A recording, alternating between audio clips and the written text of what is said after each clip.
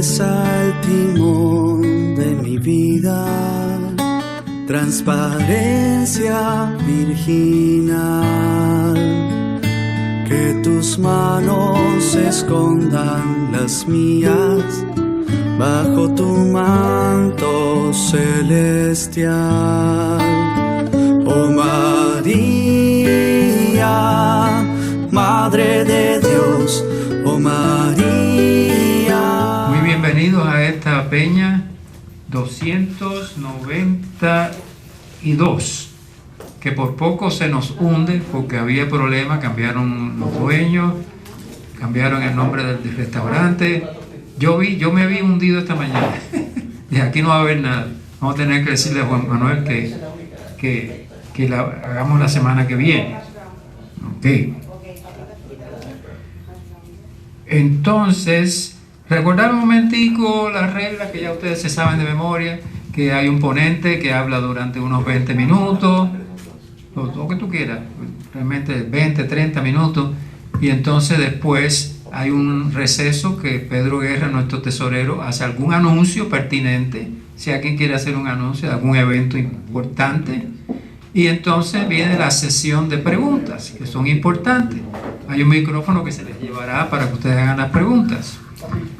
Que se mantengan en el tema, no metan política aquí ahora en este momento. Sé que todo el mundo está nervioso con la política, pero que se mantengan en el tema del ponente, por favor. Ok, habiendo dicho esto, vamos a presentar a nuestro ponente de hoy, Juan Manuel Castro Uribe, doctor. Y entonces, él me dio aquí un papelito que él es comunicador social, periodista. Él tiene una maestría en estudios del desarrollo. Me acuerdo que Juan Pablo VI decía: el desarrollo es el nuevo nombre de la paz. Crecimiento económico, el desarrollo económico. Ha estudiado en estas áreas y de interés de él teología dogmática, teología práctica, diríamos pastoral, ¿no? Teología pastoral, práctica. Y responsabilidad social corporativa. Catedrático en Colombia y aquí en Estados Unidos, en la Universidad de Miami. También en España trabajó en EAE. ¿Qué es el EAE? Escuela de Administración de Empresas de Barcelona. Escuela de Administración de Empresas de Barcelona. Suena bonito eso. Y en México, TEC de Monterrey. ¿TEC qué es? El TEC de Monterrey. Tecnológico. Ok, bueno, habiendo dicho eso, le damos la palabra a Juan Manuel Castro Uribe, por supuesto, pariente lejano del expresidente Uribe, ¿no? Poquito, bueno. De grata recordación, por cierto. Javier, sí. Usted lo dirá como broma, pero es por parte de madre. Sí, ok. Familiar del presidente Uribe, que Dios le dé mucha salud allá. Ok, Juan Manuel Castro Uribe, preferimos decirle Uribe en vez de Castro. La palabra, coge tu micrófono. Gracias. Bueno, creo que, pues, primero muchas gracias por volverme a invitar. Es muy grato para mí compartir de nuevo con ustedes. Siempre lo es y en efecto lo que sí estoy viendo es que de pronto le estamos teniendo miedo al COVID porque los asistentes de pronto no vinieron por miedo al COVID. ¿Sí? Somos viejos. Prudencia, la prudencia. No, pero eso está muy bien. La prudencia, dice en la novena de Navidad en mi país, que la prudencia hace verdaderos sabios. Entonces, bueno, es bien especial compartir con ustedes porque el pueblo cubano de primera mano ha experimentado unas vivencias muy particulares y que los hace especiales en el marco de una vida cristiana, ¿no? Soy muy cercano a muchos personas pues, cubanas, tengo un grupo muy fraterno de amigos cubanos que también son así más o menos contemporáneos con ustedes, muy contemporáneos. De la tercera edad. Sí, son muy queridos todos. Ellos son unos de la UFEC, de la Unión de Estudiantes Escolapios Cubanos, y gente muy, muy bella, muy especial. Entonces, pues disfruto mucho compartiendo con ustedes. La idea de este compartir, y en particular el tema que vamos a tratar hoy, como lo ha expresado Francisco, de que vamos, más que una charla donde damos información, donde ponemos en contexto algunas cosas, es importante que, y trato siempre de hacerlo en las charlas que dicto, que siempre que me invitan en algún lugar, muchas personas toman nota. Eso está muy bien, tomar nota está muy bien porque hay datos que son interesantes. No obstante, también es muy importante filosofar, pero la filosofía en la ciencia positiva moderna se ha corroído porque ha estado alimentada, yo voy a usar un término muy fuerte, pero ha estado alimentada de fantochería intelectual. Entonces la filosofía se ha convertido en un trabajo edulcorado de decir cosas rimbombantes, de decir cosas supraconstruidas, con unas terminologías edulcoradas, inventando palabras rebuscadas, cuando la filosofía, en esencia, es tratar de buscarle el sentido a nuestra existencia. La filosofía, por naturaleza, debe ser existencial, pero fundamentalmente el racionalismo alemán y el racionalismo francés pues han contaminado todo esto. Y bueno, sí, han salido escritores muy interesantes que dicen cosas relativamente interesantes, pero han contaminado la historia de la intelectualidad porque la han adornado con cosas de los hombres. Muy, muy interesante leer a Crítica de la razón pura y Crítica de la razón práctica de Immanuel Kant, pero también es una gran pérdida de tiempo. Cuando nosotros leemos a un Heidegger, también es una muy bonita manera de perder el tiempo, porque en el fondo esa filosofía tan edulcorada contamina el sentido común del corazón y de la mente. Hay que conocerla, sí, hay que conocerla para tener la información, para saber, como dicen ustedes, para saber que agua nos moja. Y hay que conocerla porque hay que conocer al enemigo, porque el enemigo se nos disfraza. El título de la reflexión de hoy, porque más que una charla es una reflexión, es el sentido profético del sacerdocio católico en tiempos de incertidumbre. Y no es solo la incertidumbre humana, porque la incertidumbre humana nuestra es a corto plazo, tan a corto plazo que la incertidumbre más inmediata la tenemos para el próximo 20 de enero. Esa es nuestra incertidumbre más cercana. ¿Puedes repetir otra vez el título? El sentido profético del sacerdocio católico en tiempos de incertidumbre. La gran incertidumbre nuestra debe ser una incertidumbre existencial, una incertidumbre asociada a lo que va a ser nuestro fin último y cómo nosotros vamos a desarrollar nuestra existencia, porque razones para tener incertidumbres inmediatas las tenemos con un compromiso de mañana, con la posesión del político el miércoles, o con lo que pueda pasar, o qué sé yo, y esa inmediatez pues es la que nos desconcentra del referente principal, que es ese carácter teleológico del hombre en términos de su razón de ser. ¿Por qué este tema en estos momentos? No solo porque surgió de una muy amena conversación con don Pedrito Guerra, sino porque esa conversación surgió en el marco de una reflexión muy puntual, y es: ¿cuál es el sentido que le estamos dando a nuestro catolicismo, a nuestro cristianismo católico? Y es ese sentido el que tenemos que aprender a definir, porque todavía no entendemos muchas cosas y eso nos resulta muy complejo. Es decir, nos resulta complejo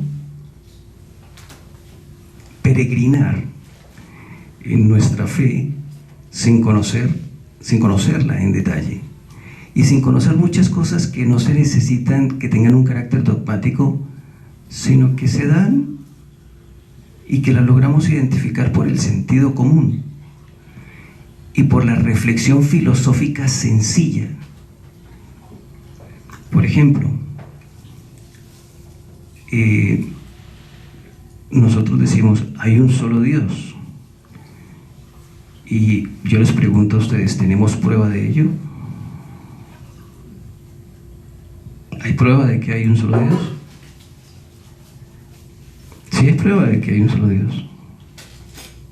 ¿Lo hay? Tiene que verlo. Lo hay.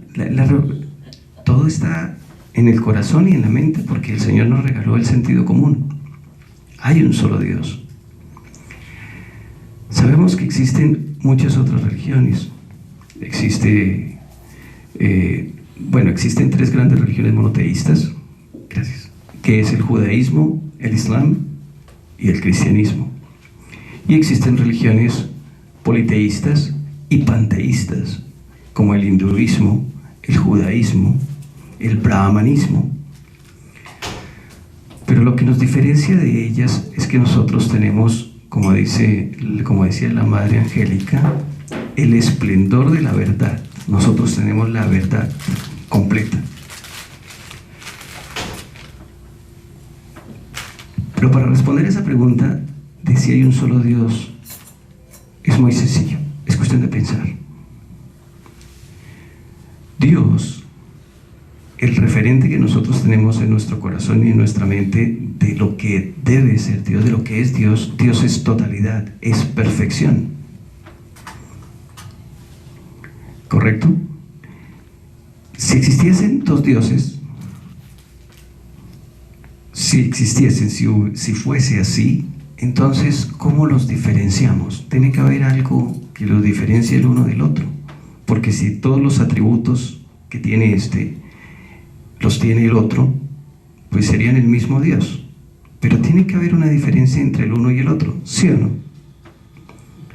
Entonces, esa diferencia quiere decir que lo que tiene el uno no lo tiene el otro, y viceversa.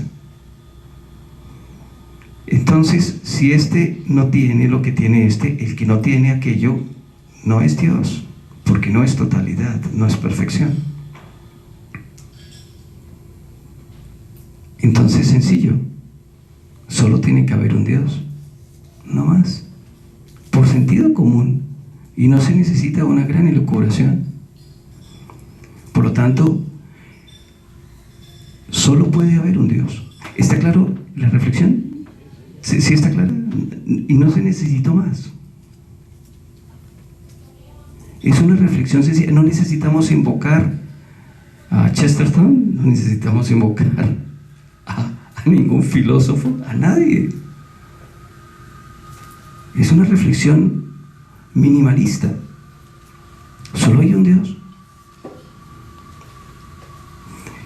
Entonces, Dios no se equivoca. Y si hay un Dios, ese único Dios, que es el verdadero, y es el que se nos ha revelado. Y se nos ha revelado en la persona de Jesús. El carácter fundamental de esta charla, cuando hablamos del sentido profético del sacerdocio, es para hacernos una pregunta muy importante.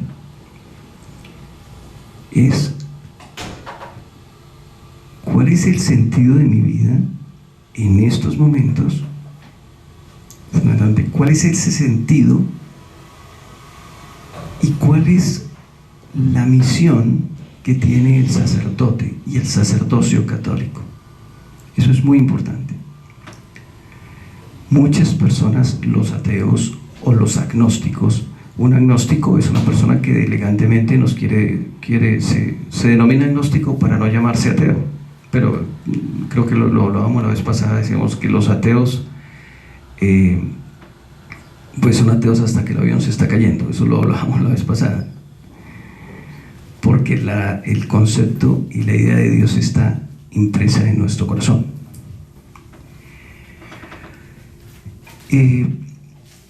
Una pregunta interesante: ¿por qué existen sacerdotes?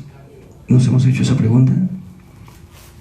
¿Por qué existen sacerdotes? ¿Por qué? Para ministrar a los fieles. ¿Para? Ministrar a los fieles. Para ministrar, para extender su ministerio. ¿Y qué ministerio? El que Dios le dio, porque en realidad. Ok, partamos del principio que cuando nosotros nos bautizamos, nosotros somos bautizados y declarados sacerdotes, profetas y reyes. ¿Eso qué es? Cuando nosotros nos declaran sacerdotes, eso es lo que nosotros llamamos el sacerdocio común. Profetas, digamos que profeta, hay una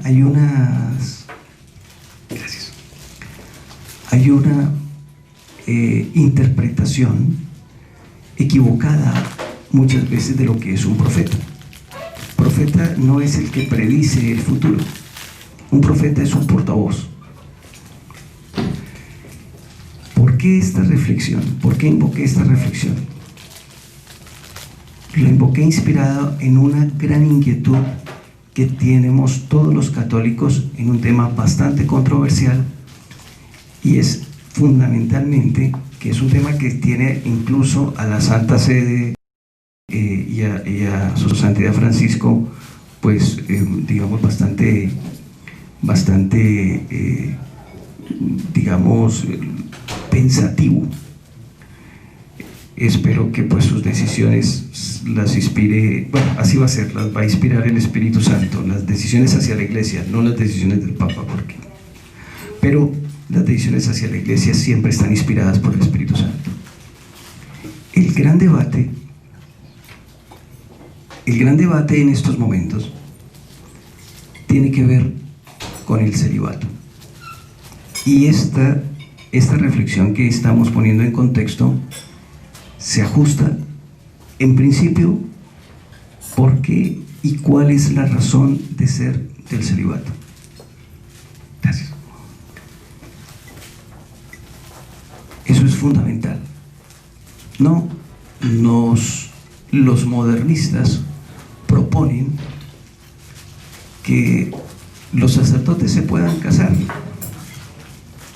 pero es que debemos entender el carácter profético y el sentido profético que tiene la misión del sacerdocio. Eso es fundamental. Para entender esto,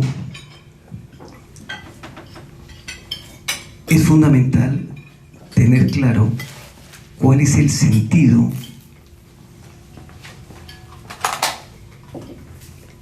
Gracias. Para esto es importante tener claro cuál es el sentido de nuestra fe. Eso es muy importante. Tener claro cuál es el sentido de nuestra fe. En ese orden es preciso remontarnos. Yo les voy a hacer una confesión, lo que pasa es que siento revoloteando por aquí, entonces la concentración a veces no es fácil. Gracias.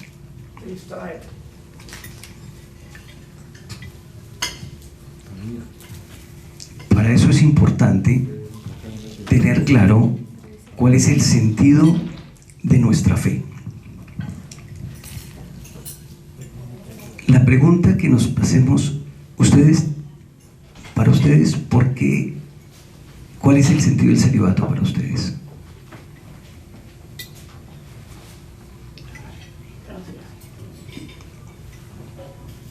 ¿Cuál es el sentido? ¿Por qué un sacerdote debe ser célibe? Que anuncia el nuevo reino. Porque anuncia el nuevo reino. Pero yo puedo anunciar el nuevo reino sin serlo, sin ser célibe. Hay mucha gente que anuncia el nuevo reino sin ser célibe. Para ser más disponible a sus ovejas. Para ser más disponible a sus ovejas. Se casa con la iglesia. Porque se casa con la iglesia. Para estar más concentrado en anunciar la palabra, o sea, Ok. tener una sola función, porque el tener familia le quitaría tiempo, concentración, dedicación, todo. Ok. Esas son muy importantes, son, digamos, razones prácticas muy importantes. Esas son razones prácticas. ¿Qué otra razón? ¿Qué otra? Gracias. Esas son razones prácticas. Pero hay algo que tiene un carácter profético.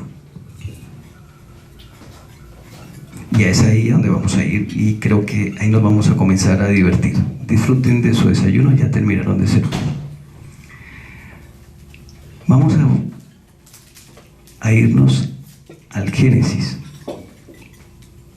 para poder entender esto. Cuando Dios crea al hombre,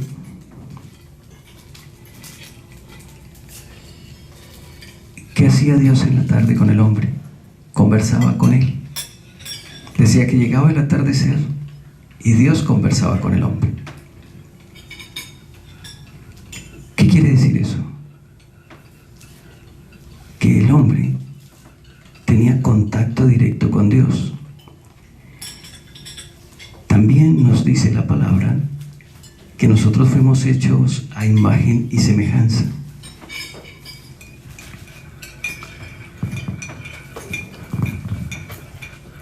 ¿Qué pasó cuando el hombre cayó?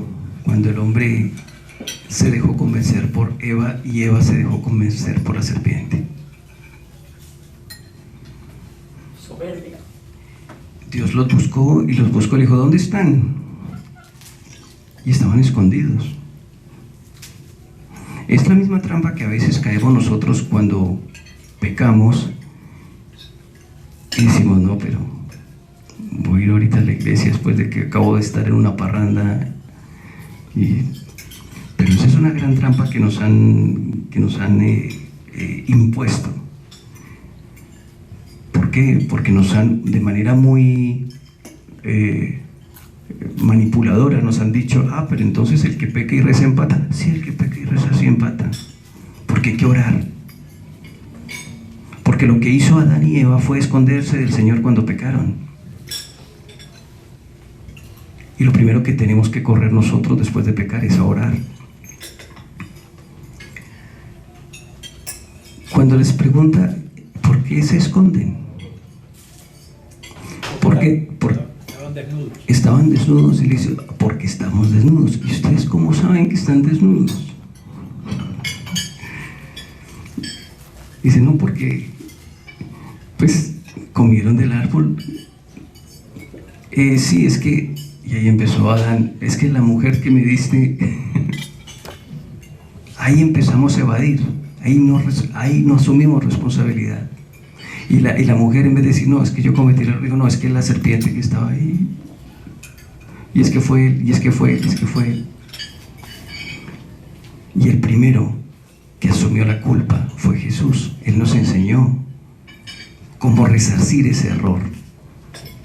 Y Él lo hizo para enseñarnos, porque Él era perfecto, Él no pecó. Por eso Él es el segundo Adán. Él hizo lo que no hizo Adán. Adán le echó la culpa a Eva. Jesús dijo, no, yo soy el responsable. Pero Él no lo era. Cuando Dios ve todo este panorama, lo sentencia. Y le dio una sentencia a Adán 2 sentencias a Eva y 2 sentencias a la serpiente. La sentencia a Adán, ¿cuál fue? Trabajarás y ganarás el pan con el sudor de tu frente. A Eva le dio 2 sentencias. La primera fue: parirás tus hijos con dolor. La segunda sentencia es una sentencia muy importante. Es: te sentirás atraída por tu marido y te deberás a él. Y a la serpiente pues le dio las otras sentencias: maldita entre todas las especies. Y la segunda: te arrastrarás. Y lo que ya sabemos. Pero la sentencia que le determinó al hombre y a la mujer son sentencias que tienen un carácter muy especial, porque nos dan unas pistas muy importantes de lo que era la vida en la gracia y la vida fuera de la gracia. En griego, los verbos pueden representar una acción. En español, perdón, los verbos representan una acción. Comer, una sola acción. Caminar. En griego, un verbo puede representar 2 acciones, incluso hasta 3 acciones. Cuando el Señor dijo que haya luz, no solo fue la acción de la orden, sino en ese instante hubo luz, con una sola palabra. Nosotros, aparentemente, si nosotros teníamos los mismos atributos de Dios, pues nosotros podíamos crear con la palabra. Tenemos que leer con detalle esa sentencia a la mujer. Te sentirás atraída por tu marido y te deberás a él. Allí logramos ubicar la connotación del carácter sexuado de la condición caída, lo que nos puede hacer pensar que la sexualidad, la condición sexuada, forma parte de nuestra condición caída. Es decir, dentro del plan de Dios, Él, después de la caída del hombre, infunde en él la sexualidad para mantener su plan de salvación, porque si no, no nos podríamos multiplicar. Pero en nuestra condición primigenia nosotros podíamos crear con la palabra, porque teníamos los atributos de Dios. Entonces, cuando caemos, Dios nos infunde esa condición sexuada para poder multiplicarnos, para que se cumpla el plan de economía de la salvación. En ese orden de ideas, si el hombre quiere volver a esa condición, debe 2 cosas: santificar su sexualidad, y 2, no practicarla, para volver a su condición inicial. ¿Sí me estoy expresando correctamente? ¿Estamos llevando el hilo? Okay. Entonces, ¿qué pasa? Sabemos que Jesús es la cabeza del hombre y el hombre es la cabeza de la mujer. Démonos cuenta que esto no es que Dios sea machista, no. Dios mantiene todo en perfecto equilibrio. Recordemos que Eva nace de hombre, sin madre, sin mujer. Y Jesús nace de mujer, sin concurso de varón. Dios no se equivoca. Entonces, Dios tiene todo en perfecto equilibrio y tiene todo proféticamente determinado. La misión del sacerdote, el hombre a quien Dios escoge para esa misión, es aquel que escoge para sí, para que se comunique con Él, para que cumpla esa función del hombre que hablaba en la tarde con Dios en el jardín del Edén. ¿Por qué? Porque cuando Dios hablaba con el hombre en el jardín del Edén, esa relación tenía un carácter unitivo. Y ese carácter unitivo, cuando nos hacemos uno con Dios, es lo que hacemos nosotros en la Eucaristía, en la Santa Misa. Y ese hombre no tenía mujer. Ese hombre no tenía mujer, porque no había caído. Ese hombre es el sacerdote,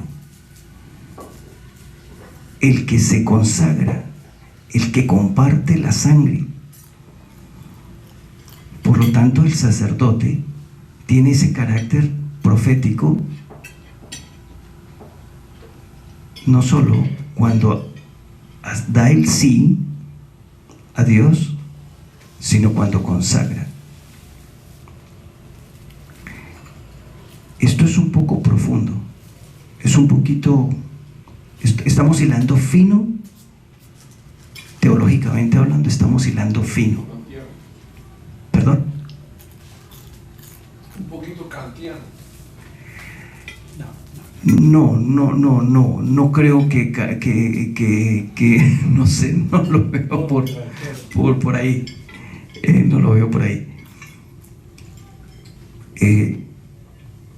Si Kant hubiera hecho este tipo de reflexiones, o por lo menos hubiera tenido este método deductivo, de pronto, pero el Señor va dejando rastro de sus actos y de sus decisiones. Si el carácter profético del sacerdocio tiene ese objetivo fundamental, tiene el objetivo fundamental de invocar en tiempo real, por usar un término muy moderno, el carácter y el sentido de nuestro estado primigenio. Es decir, extraer el reino de Dios. Eso es lo que llamamos traer el reino de Dios. Para decirlo en otros términos más sencillos, para ser hijos no se necesitaba en el reino de Dios, para crear la vida no se necesitaba copular. El hombre tenía el poder de la palabra creadora. La condición sexuada de los hombres forma parte de la condición caída en la que nos encontramos. Esa es la razón por la cual el malo, voy a usar un término muy cubano porque aquí uno aprende, les aprende a ustedes sus términos, el malo ha cogido el tema pa'l trajín. Así, por eso lo ataca, por eso ataca la sexualidad, porque es una condición de la naturaleza humana asociada a la conservación de la especie. Entonces, el malo la ha corroído, porque atacando eso, boicotea el plan de economía de la salvación de Dios. Si es un acto sagrado y se contamina, está atentando con el plan de economía de la salvación.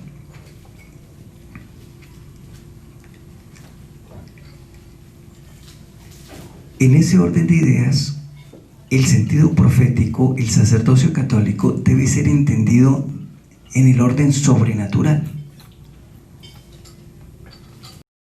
El sacerdocio católico es sobrenatural. Por eso es muy preocupante la iglesia es alarmante la iglesia que está solamente preocupada por el tema de la superación de la pobreza. Eso está muy bien, tenemos que pensar en los pobres.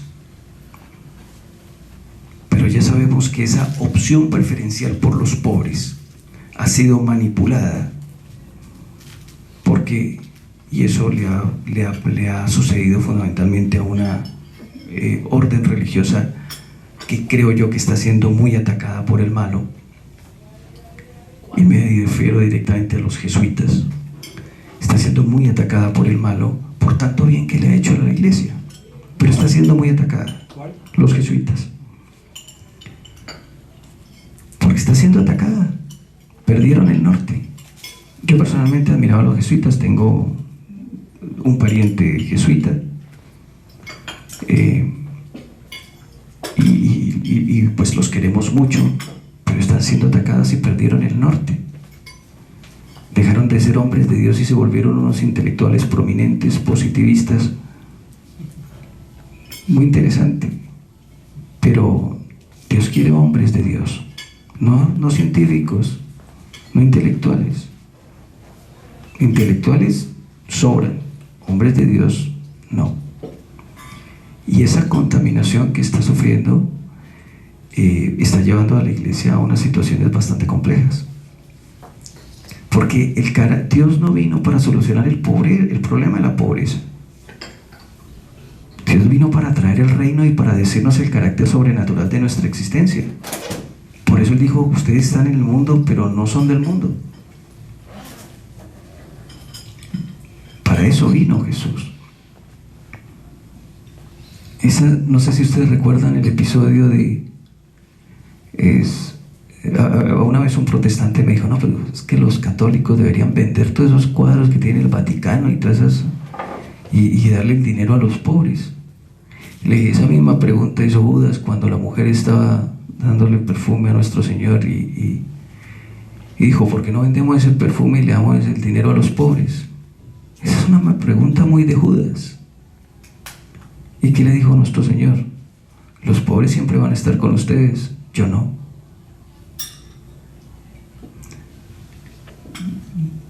Dios quiere que nos preocupemos por los pobres, pero que entendamos cuál es el concepto de pobreza.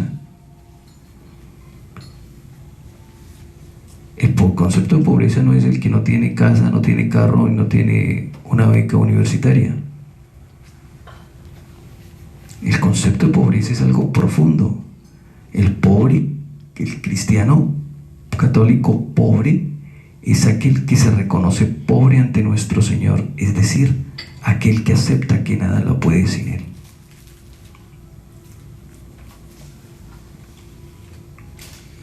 Entonces ahí hay un problema grandísimo, porque en el caso de los jesuitas, que pues han dejado contaminarse grandemente desde los años 60, 70 con la teología de la liberación, bueno, no solo los jesuitas, también a otras órdenes religiosas, a los salvatorianos que están perdidos en el espacio, otras comunidades, pues esas ideologías los han infiltrado y los han contaminado a tal punto que han desacralizado el sentido de la verdadera teología. Y eso es muy grave, porque eso sí es acabar la iglesia desde adentro. Entonces, en ese orden de ideas es preciso enfocar que ese carácter, que ese carácter profético del sacerdocio católico tiene unos objetivos concretos y son todos sobrenaturales. ¿Nos hemos preguntado por qué un sacerdote hace votos de pobreza, castidad y obediencia?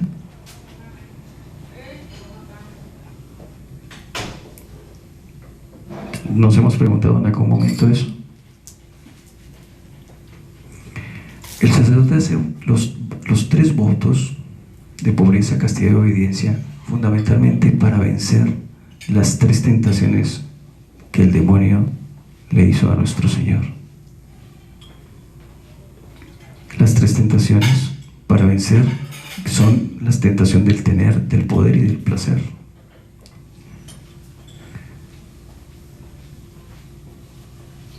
El malo tentó al Señor en el tener, en el poder y en el placer.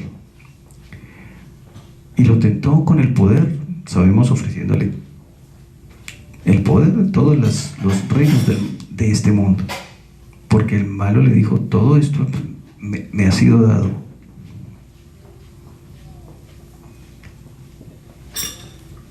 en el tener.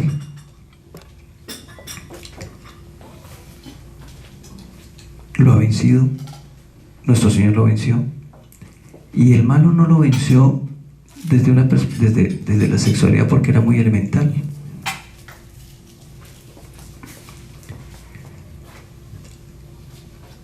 Lo que nosotros debemos entender aquí en este punto es que el carácter sacerdotal es eminentemente, yo no diría gran parte, es eminentemente sobrenatural, 100% sobrenatural.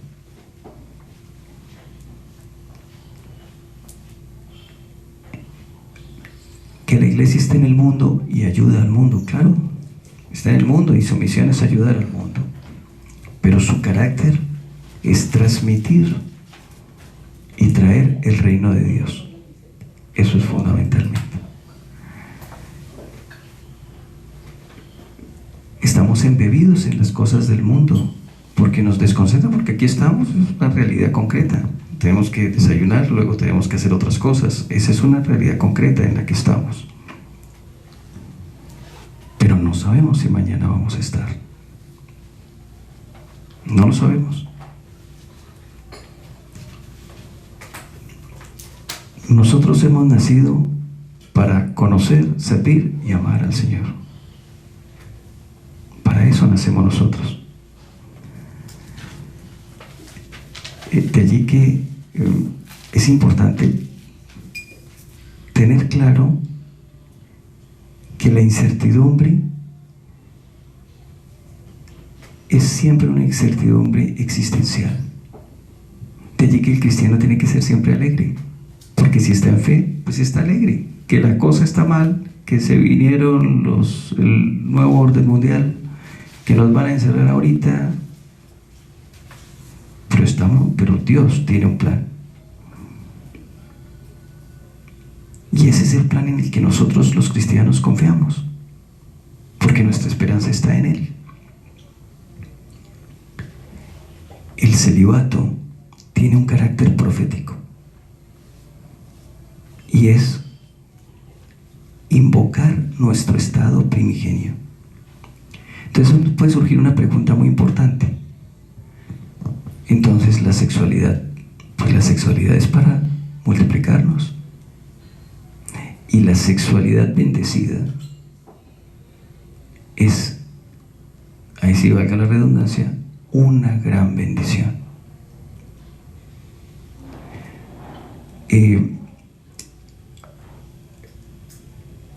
Por experiencias de personas que han vivido esta situación y que lo han visto en el orden sobrenatural.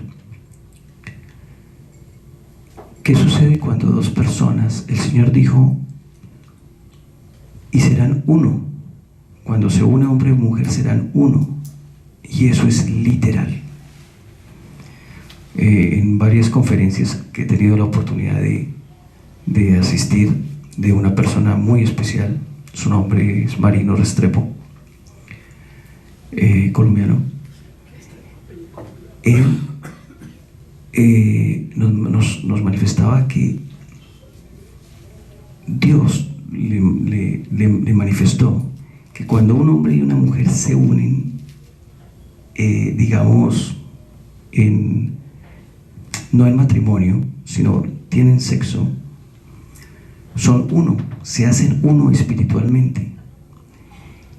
Todos tenemos cargas espirituales y la otra persona recibe las de esta persona y esta persona recibe las de la otra persona. Cuando un matrimonio es bendecido, cuando una pareja se une y su unión es bendecida, su unión de cuerpos es bendecida. Su unión de cuerpos es bendecida. Pero eso no lo sabemos, eso no nos lo cuentan. Para eso es el matrimonio. Matrimonio, el término viene de matriz, matrimonis. En la antigüedad, en Roma antigua, los hombres tomaban a una mujer y y la abusaban de ella y luego quedaba embarazada y mataban a los niños, a la criatura la mataban. Y en las calles aparecían los feticos de los niños. Pero la sociedad se empezó a dar cuenta de que eso racionalmente no encajaba y empezaron a legislar y llegaron a la conclusión de que aquel hombre que tomaba a una mujer tenía que responder por ella y por la criatura, y que tenía que proteger esa matriz. De ahí viene el término matrimonio. Hay que proteger el hombre que se hace responsable de su acción. Por eso no le podemos llamar matrimonio a una unión del mismo sexo, porque una unión entre dos hombres, pues yo no sé la matriz de quién va a proteger. No tiene sentido. Pero resulta que ellos quieren ganarnos la guerra por el lenguaje, porque ese lenguaje es la palabra lo que construye todo. Recordemos, en el principio era el verbo. El verbo es lo que crea todo. Todo se construye a través de la palabra, absolutamente todo.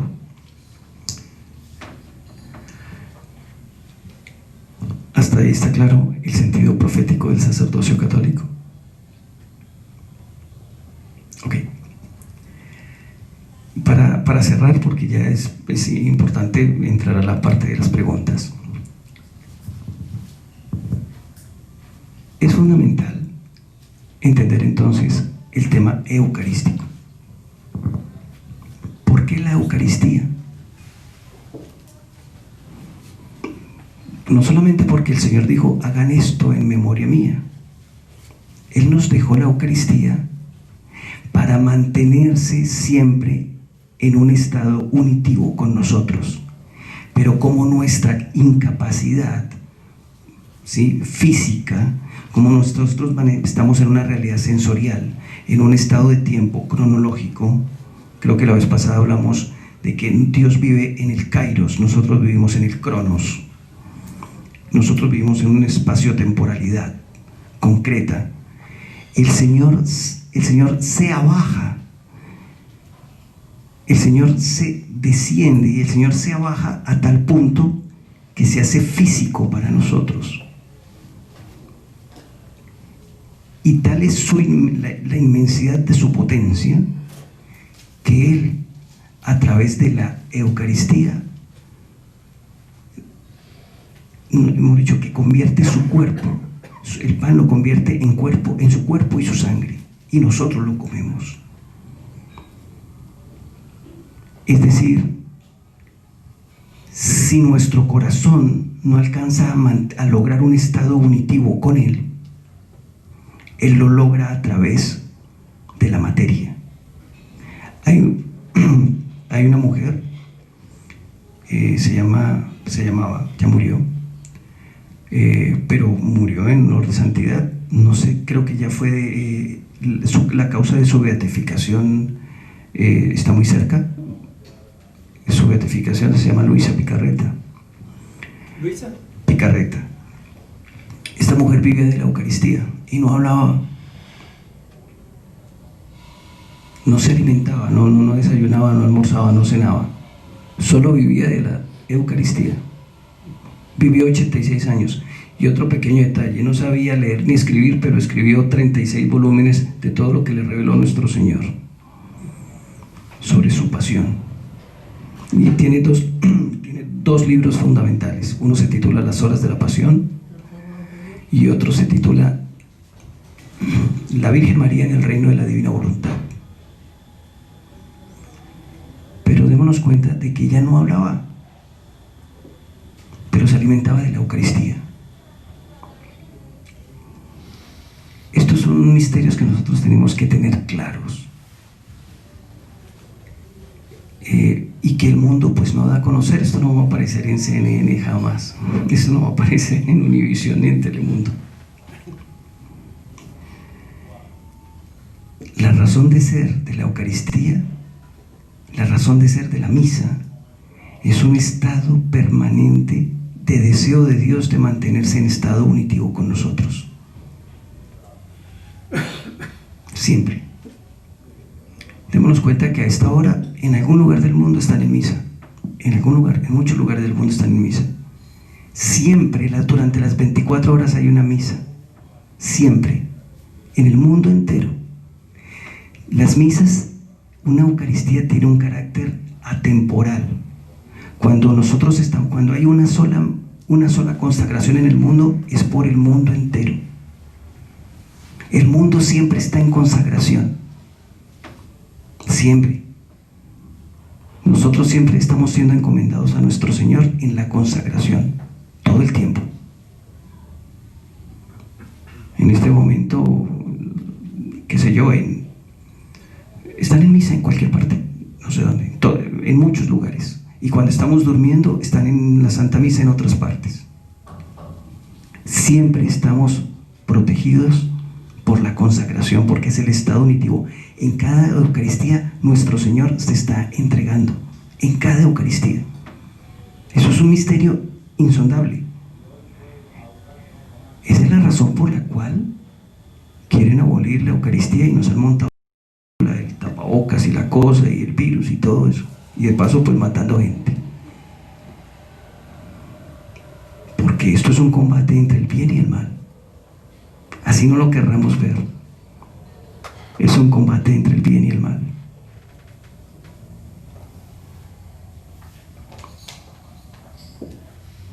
Y es serio. Es muy serio.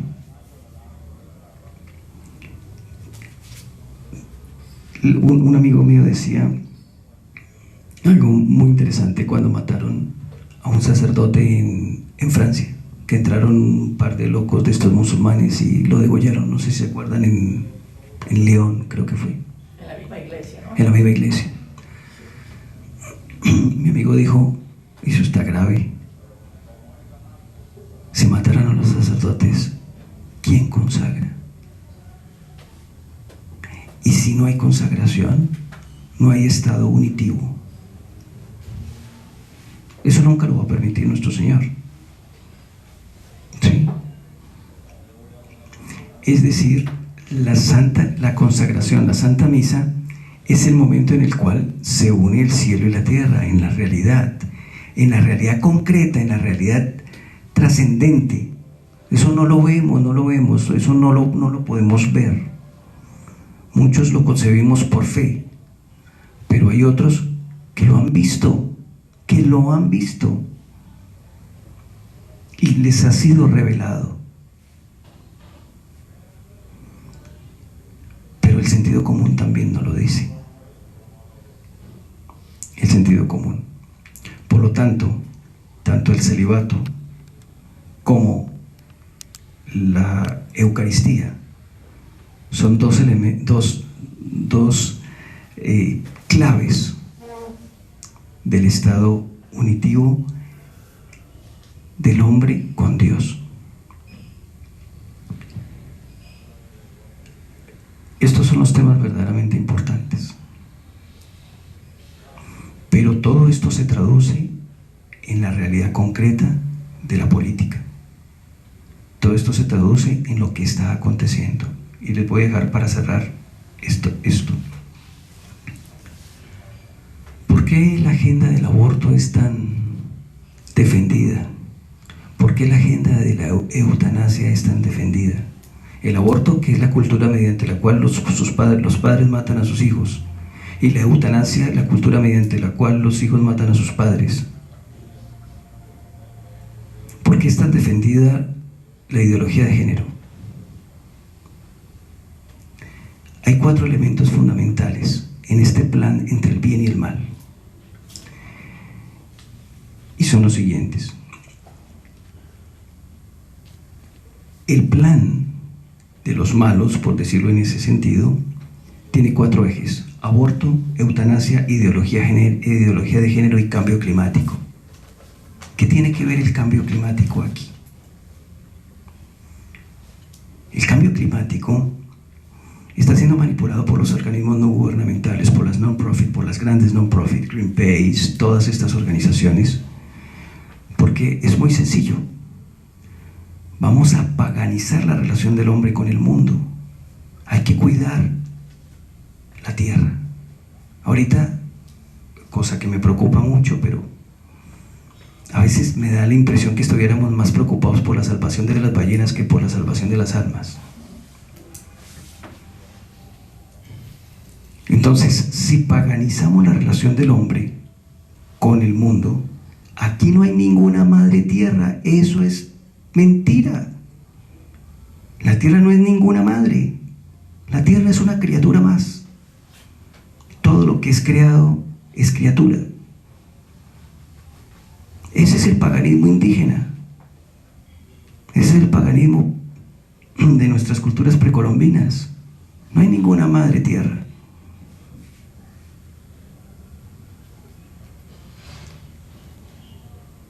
Yo tuve la oportunidad de hacer mi tesis de maestría sobre un análisis de contenido sobre el discurso del desarrollo sostenible. Y analizamos 3 documentos fundamentales: la Cumbre de Río de 1991, el primer documento que habló sobre desarrollo sostenible cuando Gro Harlem era primera ministra de Noruega, se titulaba Nuestro futuro común, mediante la cual se crea el concepto de desarrollo sostenible, y el documento del Banco Mundial que se titulaba Nuestra propia agenda. Hicimos unas categorías de análisis y encontramos que el sentido fundamental de estos documentos era el crecimiento económico. Se aplica un software análisis de contenido, es un método de investigación y comunicación que está basado en varios métodos subsecuentes, y están condensados todos en software que se aplican a la lectura de documentos especiales, seleccionando categorías por palabras, por frases, algo así como analizar lenguajes encriptados, algo así, y a partir de allí sacar conclusiones. Esta agenda que se ha trazado es una agenda intencional. Es una agenda intencional que busca negar la vida. El aborto es un no a la vida, hay que matar a los niños. La eutanasia es un no a la vida, hay que matar a las personas mayores que, entre comillas, con una muerte digna. Y la ideología de género es un no a la vida, porque sabemos que mujer con mujer no funciona y hombre con hombre tampoco. Es un no a la vida. Y el cambio climático es un no a la vida. ¿Por qué? Porque con la falsa idea de estar cuidando a las ballenas, estamos olvidándonos de establecer una relación concreta entre el hombre y la naturaleza. La relación del hombre y la naturaleza es una relación de sustento. La relación del hombre con la naturaleza es una relación de sustento. Ahora bien, va a salir fácil el comunista como Leonardo Boff, que nos va a decir: pero San Francisco de Asís dijo hermano sol, hermano perro, hermano no sé qué. Sí, es así. San Francisco de Asís tenía ese discurso y está basado, porque el señor Boff asesoró. ¿Ustedes saben quién es Leonardo Boff? Sí, les voy a hacer la teología de la liberación, que es la teología que insertó el marxismo en la iglesia. Tuvo 4 pioneros en América Latina. El principal pionero fue Gustavo Gutiérrez Merino, peruano, que fue excomulgado y fue con una gran suspensión ad divinis de San Juan Pablo II. Pues estaba retirado y lo tenían aquí en Notre Dame, pero cuando llegó el Papa Francisco lo invitó y le devolvió todos sus, canónicamente le restituyó. Y el segundo fue Leonardo Boff, brasilero. Leonardo Boff, brasilero, fue el que encarnó el tema de la teología de la liberación. El siguiente fue Camilo Torres, un cura colombiano que se hizo guerrillero, entró al ELN y murió en el campo. Y el último fue Ernesto Cardenal, nicaragüense, que murió hace como, creo que murió este año, el año pasado, perdón, Ernesto Cardenal. Estos 4 fueron los máximos exponentes de la teología de la liberación. Leonardo Boff asesoró al Papa Francisco en la redacción de Laudato Si, en la encíclica Laudato Si. Fue su principal asesor. Entonces, pues ya sabemos un poco el sentido. Yo quiero pensar fundamentalmente que su santidad pues es un hombre, algo que siempre me entusiasmó cuando leí la historia de su santidad, fue la investigación que mandó a hacer sobre el milagro eucarístico en Buenos Aires, que la hizo Ricardo Castañón. No sé si ustedes saben quién es Ricardo Castañón. Ricardo Castañón es un investigador que era ateo, un científico que era ateo, neurólogo, y se hizo católico porque se puso a hacer una investigación sobre un milagro eucarístico que le mandó a hacer Jorge Mario Bergoglio cuando era obispo auxiliar en Buenos Aires, y haciendo la investigación se convirtió. Y la historia es muy sencilla. Le entregaron una hostia que sangró. Cuando él dijo, bueno, pues sí, yo voy a llevarla, la trajo a Estados Unidos y sin decirle nada a un científico experto le dijo, analíceme esta sangre. Era un pedazo de carne y se le entregó al científico. Cuando el científico la analizó en Nueva York y él le pidió los resultados de la investigación, él le dijo, mire, déjeme decirle una cosa, yo necesito que usted me firme aquí antes de yo entregarle los resultados, porque el señor trabajaba para el Departamento de Defensa. Lo que le estoy contando está documentado. Este médico le prestaba servicios al Departamento de Defensa. Dijo, mire, yo trabajo para el Departamento de Defensa, usted me mandó a hacer una investigación y esto es muy delicado lo que yo encontré aquí. ¿Y por qué? Pues, cuénteme qué pasó. Dijo, mire, el pedazo de carne que usted me acaba de entregar es del ventrículo derecho de un corazón vivo. Esta persona, del cual hicimos el análisis, ha sido torturada de una manera, vejada, de una manera increíble. Pero ese no es el problema. ¿Cuál? El problema es que la gama de los cromosomas no corresponde a un ser humano normal. ¿Por qué? Porque tiene un cromosoma más. Entonces, ¿usted de dónde sacó esto? Dígame, yo quiero decir, usted me trajo este pedazo para hacer una investigación, pero ahora quiero comentarle algo, que nosotros analizamos si este corazón tiene rasgos de arena, tiene piedras de arena. ¿Cómo así si tiene piedras de arena? Estamos investigando. ¿De qué se trata? Duraron 1 año y medio esperando los resultados de la investigación y trasladaron a Australia. O sea, el proyecto fue entre Australia, entre Sydney y Nueva York.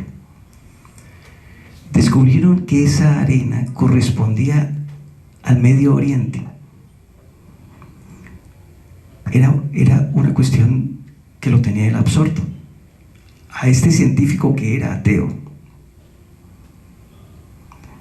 pues el caso se extendió y él empezó a hacer más investigaciones y más o menos ha investigado 14 milagros eucarísticos. Ricardo Castañón, él se convirtió al catolicismo, era ateo, pero todo comenzó por una investigación que le mandó a hacer Jorge Mario Bergoglio cuando era vicario, obispo auxiliar en Buenos Aires. Esa acción pues es esperanzadora y pienso que eventualmente su santidad puede estar siendo mal informado, pero toda esta agenda tiene una razón de ser y hay un conflicto entre el bien y el mal que lo estamos viviendo, y lo estamos viviendo a tal punto que bueno, sabemos todo lo que está pasando y todo lo que no sabemos que pase ahorita el 20 de enero.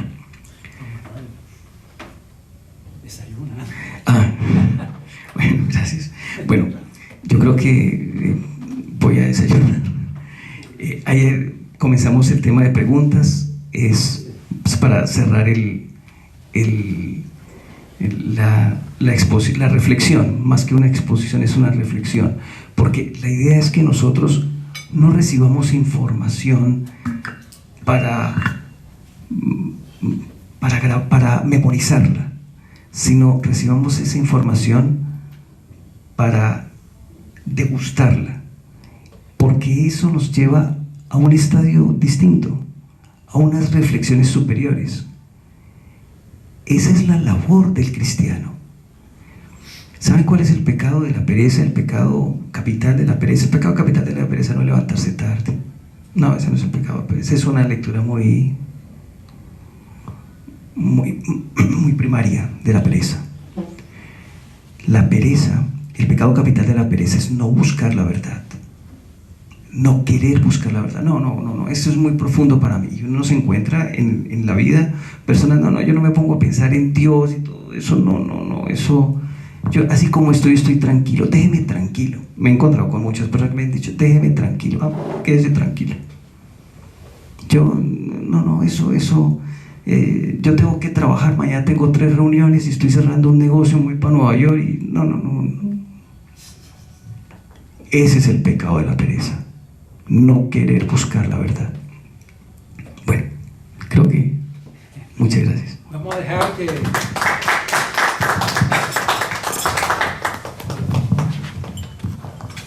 Vamos a dejar que Juan Manuel desayune, que se merece el desayuno. Me gané el desayuno. Te lo ganaste. Con creces, yo creo que nos ha dado como 3 o 4 conferencias en una, Y la iglesia... La iglesia no ha expuesto dogmáticamente la razón de ser de sus decisiones, porque, bueno, no solo tiene sus razones, sino que tampoco se trata de responderlas dogmáticamente. ¿Qué quiero decir dogmáticamente? La iglesia dice, las mujeres no pueden ser, no pueden ser, recibir el orden sacerdotal.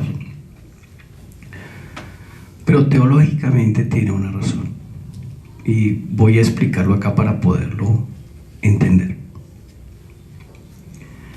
No es solamente porque el relato del Jesús histórico nos dijo o nos muestra que los apóstoles eran hombres.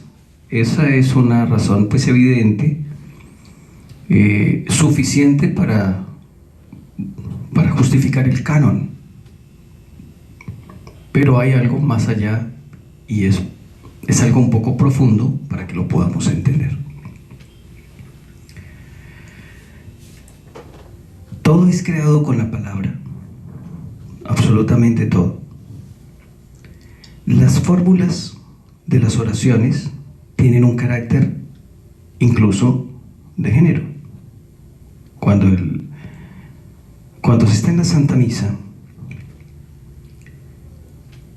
hay un proceso especial. La Santa Misa tiene 3 partes, lo tenemos claro, ¿cierto? La liturgia de la palabra, la liturgia de la consagración y la liturgia de la comunión. ¿Qué queremos decir? ¿Qué quiere decir cuando dicen este es un consagrado que consagró su vida? ¿Qué es un sacerdote? Es un hombre de vida consagrada. ¿Qué quiere decir eso? Consagrar quiere decir separar. Se separa para. Eso semióticamente hablando. Pero el término de facto quiere decir el que entrega la sangre. El que entrega la sangre. El que consagra es el que entrega la sangre. ¿Qué fue lo que hizo nuestro Señor? Entregó la sangre, porque cuando el soldado le entierra la lanza, dice que brotó sangre y agua del costado, porque ya la entregó toda la sangre. Nuestro Señor entregó hasta su última gota de sangre por nosotros. Hasta su última gota de sangre la entregó. El Señor se consagró a nosotros. ¿Qué hace un sacerdote? Un sacerdote, al consagrarse, está haciendo un Cristo más. Y cuando actúa in persona Christi en la Santa Misa, eso es lo que hace. Por eso consagra, está entregando la sangre. Eso es lo que hace el sacerdote cuando consagra. Porque el acto de la consagración es un acto sobrenatural. Y para eso los invito a que leamos a Santo Tomás, que nos habla sobre la transubstanciación y bueno, nos explica todo el milagro eucarístico. El milagro eucarístico, como tal, es milagro ordinario en el momento de la consagración. Los milagros eucarísticos extraordinarios son los que les comenté, como una hostia que sangra. Eso es un milagro eucarístico extraordinario, pero como tal, nosotros tenemos un milagro eucarístico ordinario en cada misa. El sacerdote, cuando consagra, está siendo un Cristo más. Está entregando la sangre en el altar, la suya, la de él.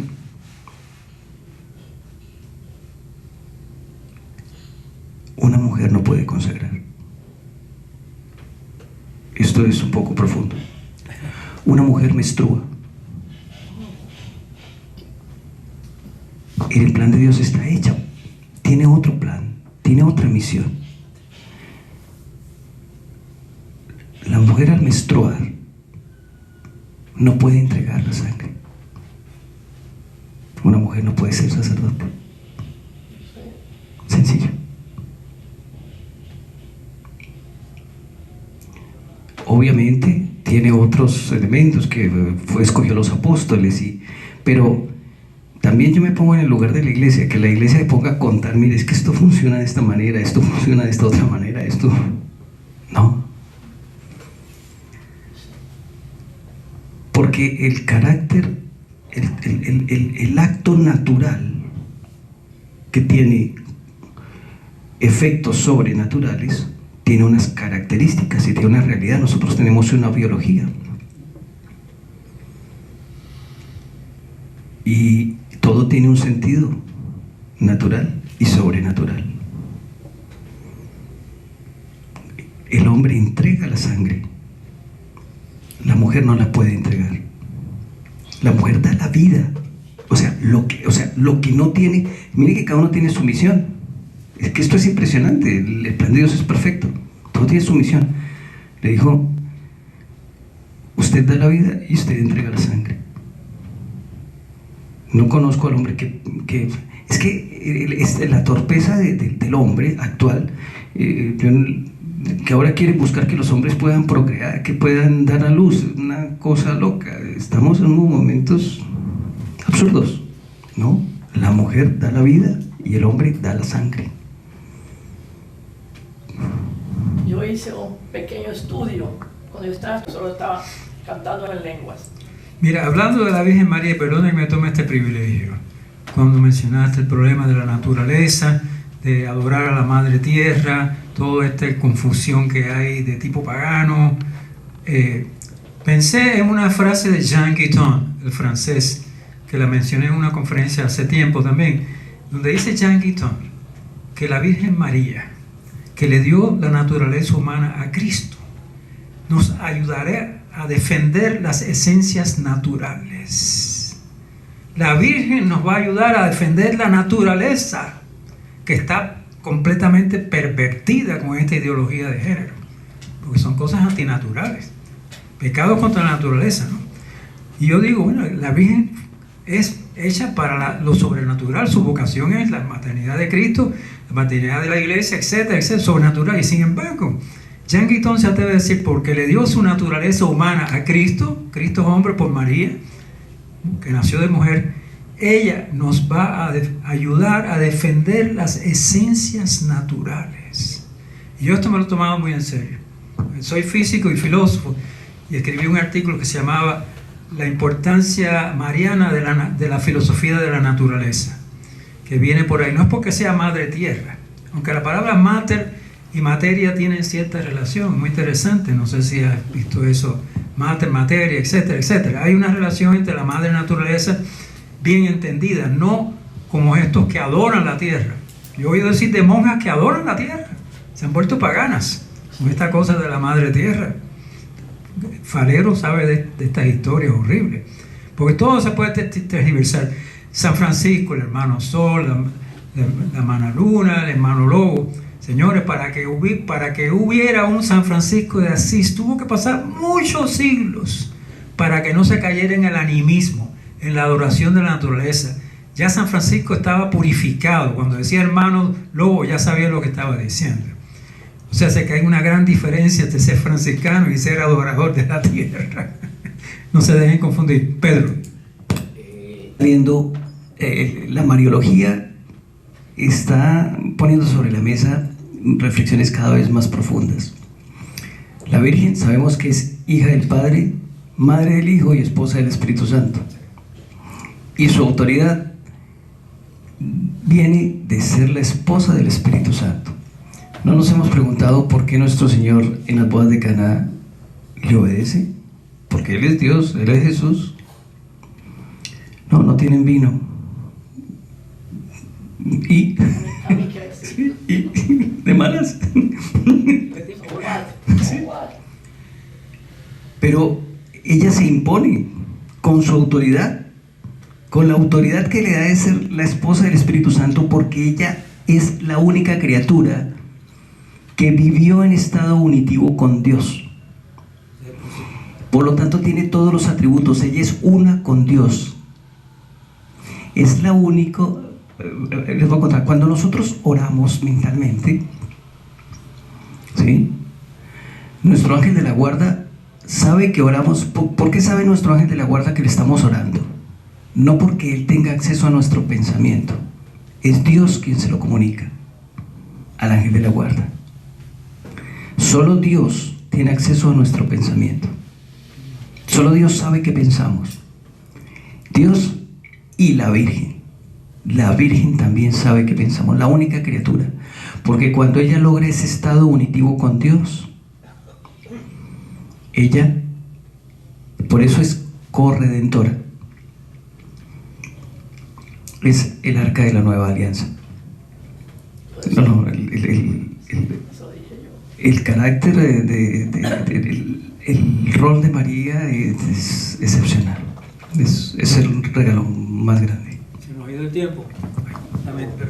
Lamentablemente se nos ha ido el tiempo, pero esto pica y se entiende, así que como dijo el conferencista, mediten esto, rúmienlo, no ellos lo toman como una noticia que se escapa, ni se preocupen por lo que van a hacer la semana que viene.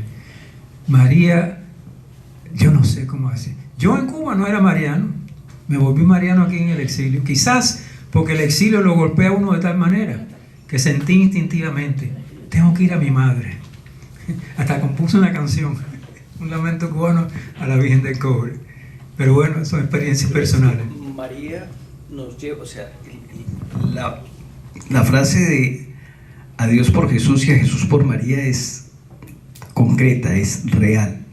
En la boda de Caná ella dice, hagan lo que Él les diga. Hagan lo que Él les diga. Yo me pongo a pensar humanamente, pues nuestro Señor, ¿qué le pudo haber dicho? Ay mamá, usted sí me mete en unas aquí, caramba, ahora, no, pues tocó, ¿no? No ha llegado mi hora. No ha llegado mi hora, pero es decir, y es su madre, ya habló, ya, él obedeció. Es increíble, él siendo Dios, actuó como hijo, obedeció. Sí señora, y le tocó hacer el milagro.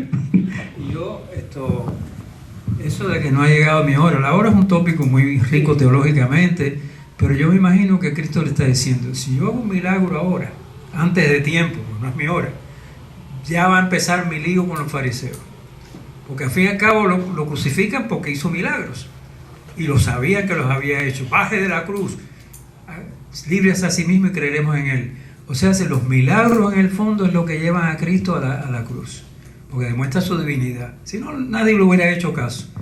Entonces, convertir el agua en vino, la mamá tan pronto, me está adelantando mi hora. Pero bueno, lo hizo. Bueno, Cristo no era politically correct. Y nosotros no Eso debemos era lo ser mejor que tampoco. tenía. Eso no era política. Había que decir lo que viene. Señores, muchas gracias por su asistencia en este día tan irregular. No, gracias, nada más que dar las gracias por tu palabra Por supuesto. profunda, alentadora. Nos has hecho pensar. Muy bonito. Nos has hecho pensar. Bueno, gracias.